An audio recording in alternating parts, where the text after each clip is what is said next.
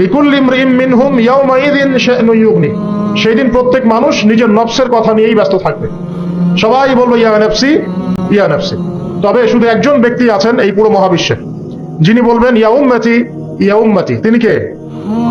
আমাদের প্রিয় নবী মুহাম্মদ রাসূলুল্লাহ সাল্লাল্লাহু আলাইহি ওয়াসাল্লাম। এই একমাত্র মানুষ যিনি আল্লাহ পাকের সামনে কিয়ামতের মাঠে বলবেন ইয়া উম্মতি ইয়া উম্মতি, হায় আমার, হে আল্লাহ আমার উম্মত, হে আল্লাহ আমার উম্মত। আজকে সেই নবীর আদর্শ আমরা ভুলে গেছি। সেই নবীর সুন্নত পালন করতে গেলে লজ্জা লাগে। এই ইয়াং জেনারেশন দেখবেন বিটিএস এর সুন্নত পালন করে, ওই যে ম্যানচেস্টার ইউনাইটেডের সুন্নত ফলো করছে।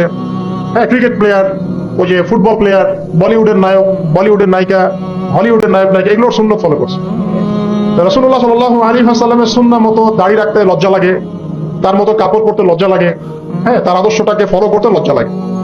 অথচ সেই মানুষটাই কিয়ামতের মাঠে এই উম্মতের পক্ষে কথা বলবেন যে হে আল্লাহ আমার উম্মত, আমার উম্মত। আর এই মানুষটাকেই জীবিত অবস্থায় 15 বার হত্যা করার চেষ্টা করা হয়েছিল। কাকে?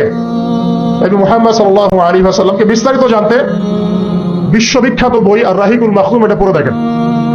জীবন, রাসূল সাল্লাল্লাহু আলাইহি ওয়াসাল্লামের পবিত্র জীবনের উপরে একটা সেরা বই আর রাহিকুল মাখতুম পড়ে দেখেন। তাকে প্রায় 15 বার হত্যা করার চেষ্টা করা হয়েছে এবং তাকে প্রায় 16টা গালি খেতে হয়েছে সারা জীবনে।